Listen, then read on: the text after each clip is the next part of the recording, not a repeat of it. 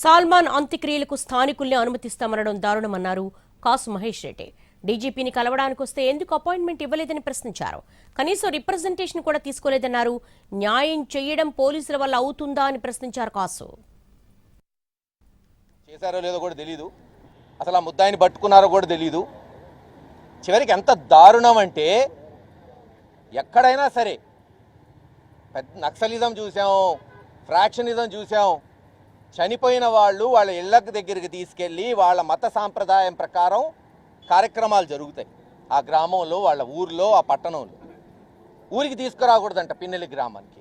మీ జాగీరా రానీరంట, దళితుల్ని వాళ్ళ బంధువుల్ని రానీరంట.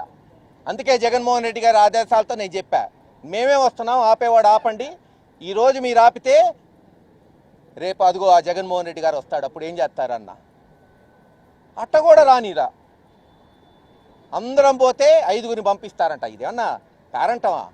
చావు, నివాళులు అర్పించాలి, వాళ్ళ బంధువులు రావాలి. ఇంకొక దిక్కుమాలిన ఐడియా వచ్చింది అక్కడ శాసనసభ్యుడు ఎరపతినేని శ్రీనివాసరావుకి, అక్కడున్న పోలీసులకి. స్థానికులనే అలౌ చేస్తారంట. దానికి ఇంకొక గొప్ప ఆలోచన ఏం తెలుసా? శ్మశానానికి వచ్చేటప్పుడు ఆధార్ తీసుకురావాలంట. ఆధార్ ఏందా శ్మశానానికి? ఎక్కడ నిన్నారా భారతదేశంలో ఆధార్ పట్టుకొని శ్మశానానికి పోయేది? ఒక కొత్త చట్టం తెలుగుదేశంలో రాబోతుంది.